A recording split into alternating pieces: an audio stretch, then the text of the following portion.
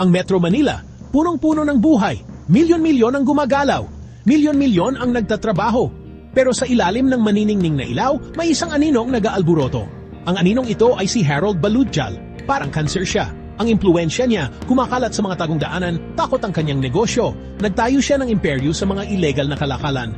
Ang pangalan niya isang bulong, isang mapanganib na bulong. Maraming makapangyarihang tao ang may utang sa kanya. Marami ang takot sa tawag niya. Hindi lang basta siga si Harold, matalino siya, sobrang talino. Si Harold Baludjal may mga plano. Malalaking plano talaga. Gusto niya, higit pa sa isang piraso lang ng siyudad. Target niyang kontrolin ang mismong mga ugat nito. Ang mga daungan, ang mga linya ng supply.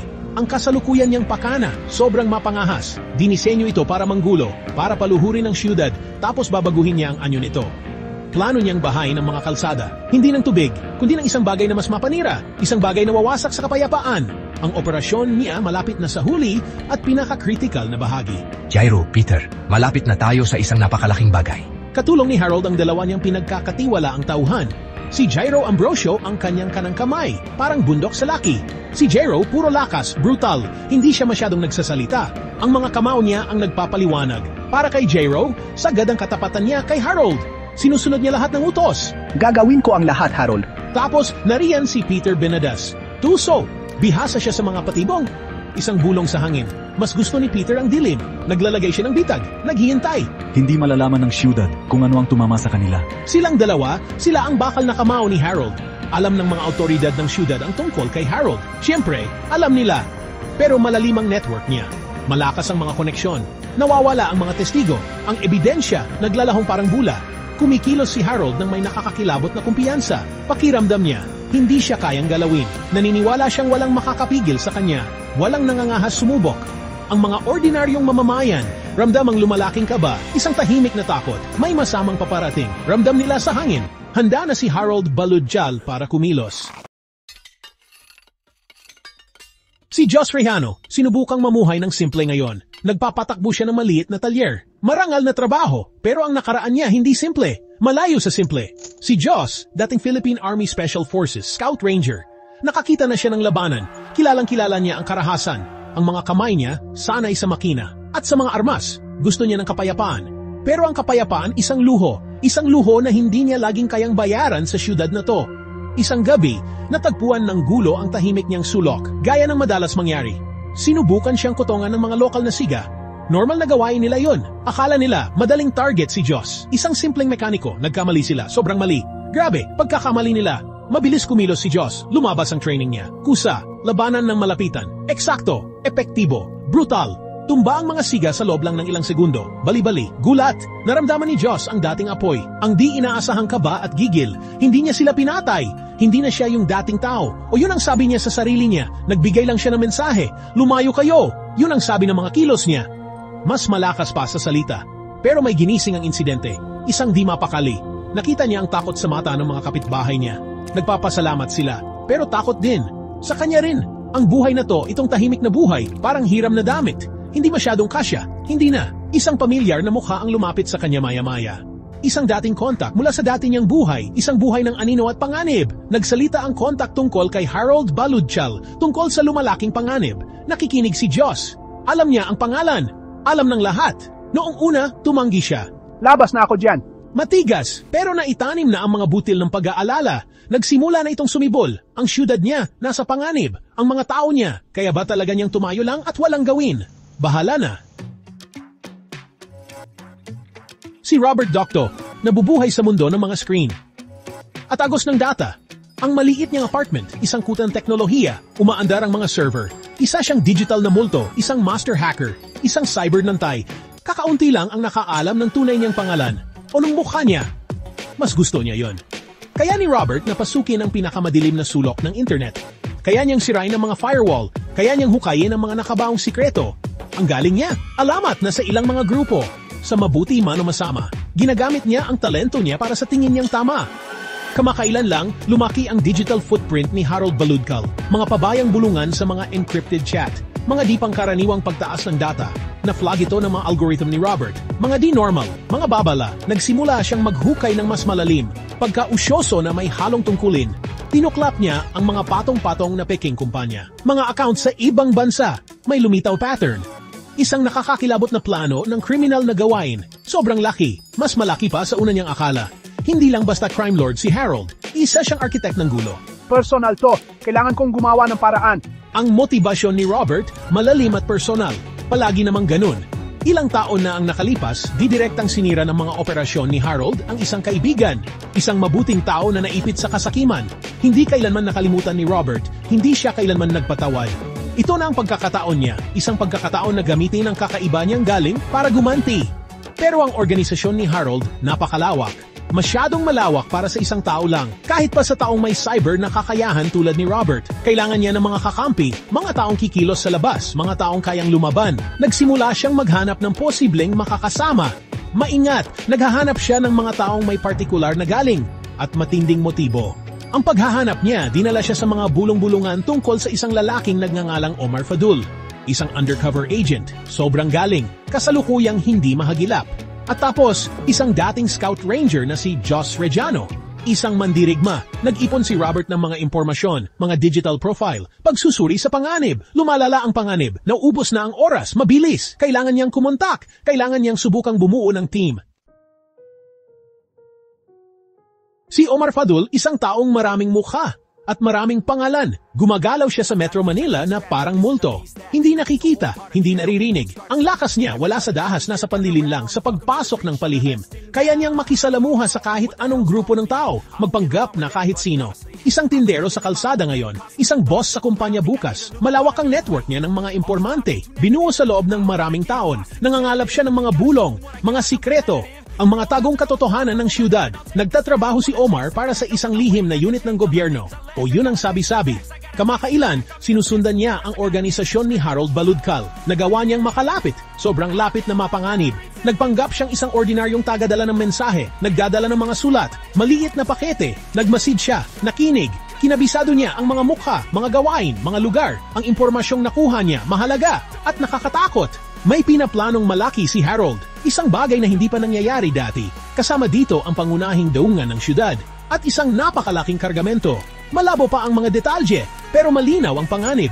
Hingin kumilos. Hindi ito pwedeng apparent. Alam ni Omar na naglalaro siya ng apoy. Talaga, ang mga pinakamalapit kay Harold, praning, at sobrang bayolente. Isang maling galaw, isang pagkakamali, at patay siya. Pinadala niya ang mga nalaman niya sa mga nakataas sa kanya. Naka-encrypt, hindi matutunton. Pero mabagal ang tugon, burokrasya, mga palikulikong proseso, politika. Masyadong mabilis ang plano ni Harold. Masyadong mabagal ang opisyal na paraan. Naisip ni Omar na kailangan niya ng mas direktang paraan. Isang mas mabilis na solusyon. Hindi niya kayang pabagsakin si Harold mag-isa. Hindi ngayon, nagsimula siyang mag-isip ng mga di pangkaraniwang opsyon, mga operasyong wala sa record. Narinig niya ang tungkol kay Robert Docto, ang sikat na hacker, at si Joss Rejano, ang dating Special Forces operative. Isang multo. Ang galing nila pwedeng maging napakahalaga kung mapagkakatiwalaan sila. Si Omar, sana'y mag-isang kumilos, pero iba ang panganib na to. Kailangan nito ng team. Isang espesyal na team, isang desperadong team. Gumawa siya ng mahirap na desisyon. Makikipag-ugnayan siya, mataas ang peligro, pero mas malaki ang kapalit kung walang gagawin.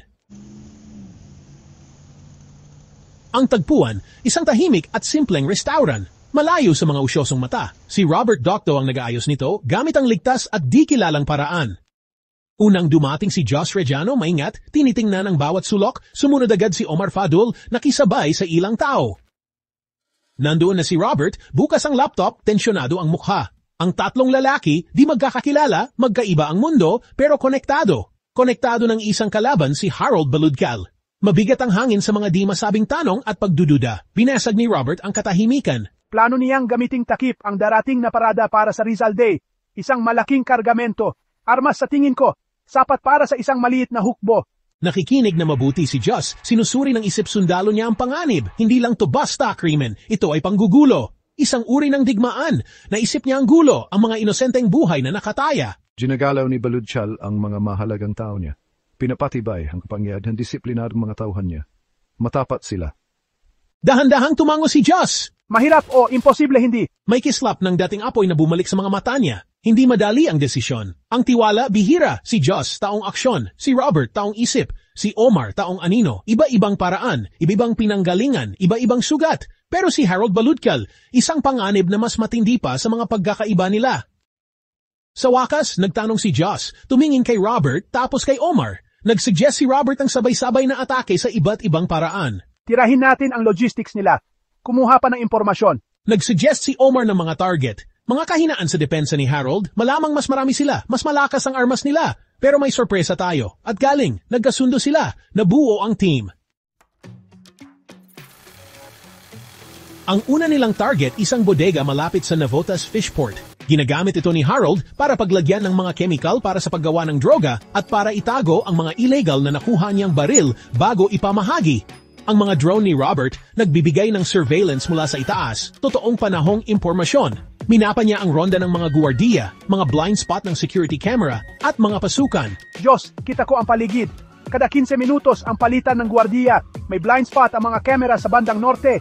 Si Omar, nagpanggap na maintenance worker, pinatay ang mga alarm sa loob at naglagay ng maliliit na listening device.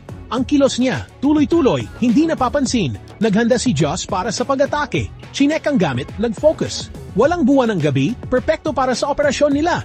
Kumilos si Joss na parang kaluluwa, tahimik, mapanganib. Mabilis niyang pinatumba ang mga gwardiya sa paligid, hindi pinapatay kung kaya. Pero mga batikang kriminal to, lumaban sila ng todo. Nagkaputukan, maikli, kontroladong mga putok mula sa baril ni Joss na may silencer. Dalawang kalaban, sa kaliwa mo Diyos, mabilis kumilos. Narinig ang boses ni Robert sa earpiece ni Joss. Sumabak si Joss, tipid ang kilos niya bawat putok, sakto. Nakaset na ang diversion. Humanda na kayo sa kasunod. Sa loob, nakasagupan nila si Jairo E. Ambrosio, nagbabantay ng isang kargamento. Si Jairo, parang halimaw. Sinugod niya si Joss, di pinansin ang mga bala. Nagsimula ang brutal na mano-manong laban. Grabe, ang tindi. Ginamit ni Joss ang galing niya, si Jairo naman ang purong lakas. Munti ka na. Gumawa ng diversion si Omar, isang maliit, kontroladong pagsabog sa ibang parte. Nailayo nito ang ilan sa mga tauhan ni Jairo, nagbigay ng pagkakataon kay Joss. Nagawa ni Joss na patumbahin si Jairo, pero hindi siya nakaligtas sa matitinding tama. Sinira nila ang mga chemical, kinuha ang mga nakatagong armas. Hanapin niyo sila. Gusto ko silang dalhin sa akin. Buhay kung maari. Galit na galit si Harold Baludjal. Nalaman niya ang balita sa penthouse niya. Malinis ang atake, propesyonal, hindi gawa ng kalaban sa negosyo. Iba to, mapanganib, may nangahas. Hinampas niya ang kamao sa mahogany niyang lamesa. Malinaw ang mensahe, hindi na siya di kayang galawin. May kalaban na siya. Inutos niyang hanapin si Jairo. Inutos niya kay Peter Benadas na tugisin sila. Nagbago na ang laro. Ang mga bida ang unang nakasugat.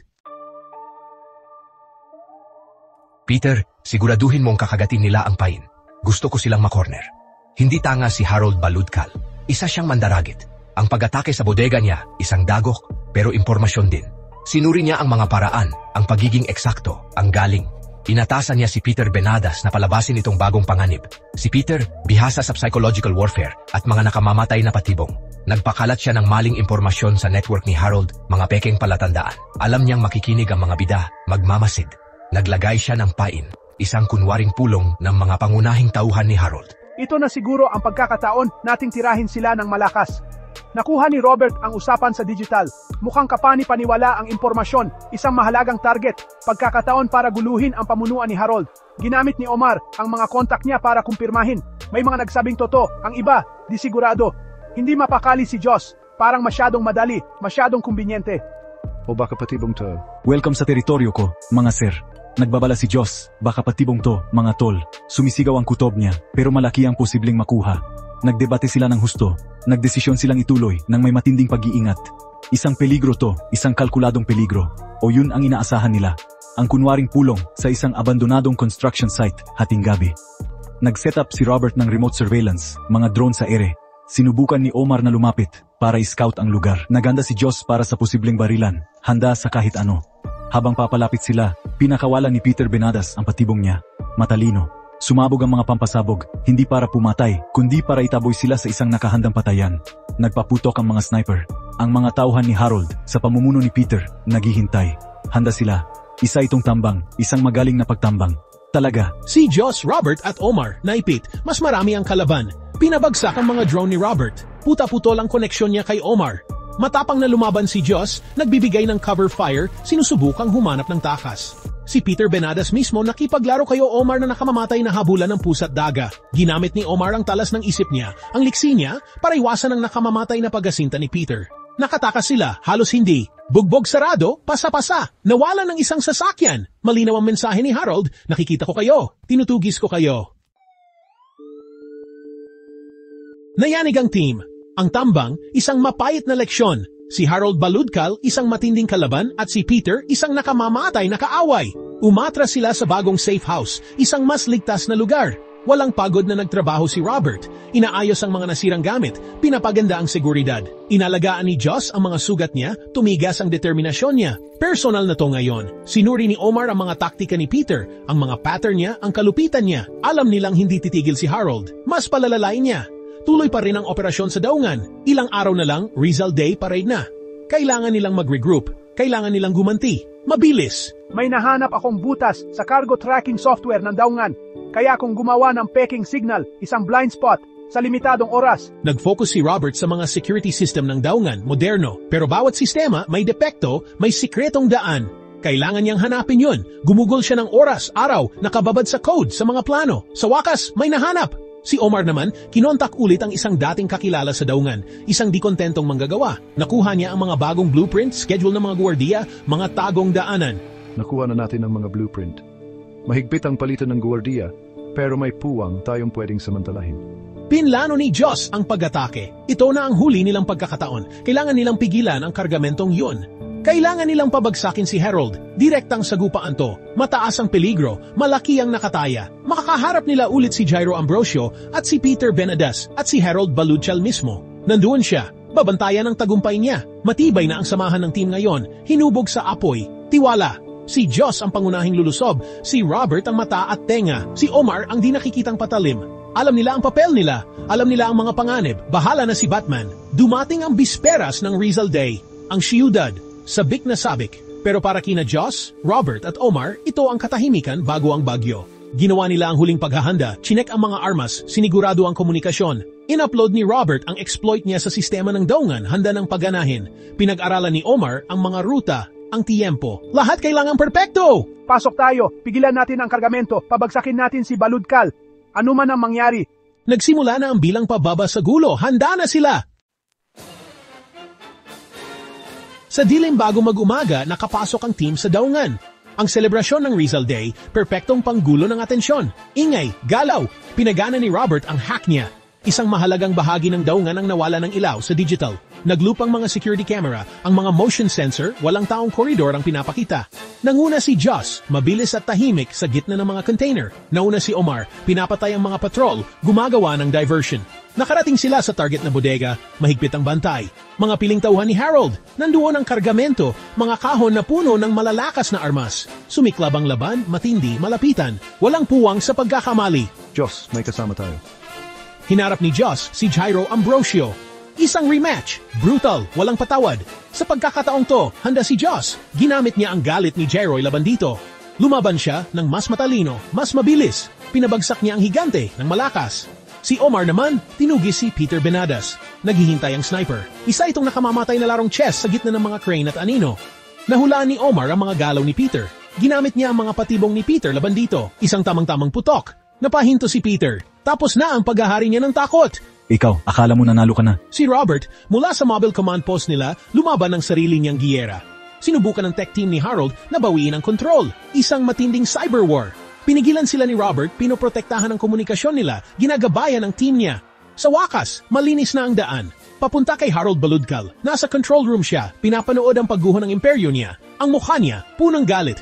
Hinarap siya nina Joss, Robert at Omar, magkakasama, nagkakaisa. Hindi lang tagaplano si Harold. Isa siyang desperado, na corner na hayop, lumaban siya pabalik gamit ang tagong armas ng may di inaasahang bagsik. Pero masyadong malakas para sa kanyang tatlong bida, masyadong determinado. Dinisarmahan siya ni Joss. Siniguro siya ni Omar, tiniyak ni Robert na walang takas. Si Harold Baludkal, ang madilim na puso ng siyudad, sa wakas, natalo na. Nakuha ang kargamento. Naalerto ang mga autoridad nang di nagpakilala. Kayo, magbabayad kayo para dito. Habang sumisikat ang araw sa Metro Manila, isang bagong umaga ang dumating. Tuloy ang parada ng Rizal Day, mapayapa, walang kamalay-malay. Si Joss, Robert at Omar nanood mula sa malayo, bugbog, pagod, pero nagtagumpay. Tapos na ang giyera nila. Sa ngayon, may nagagawa silang pagbabago. Talaga.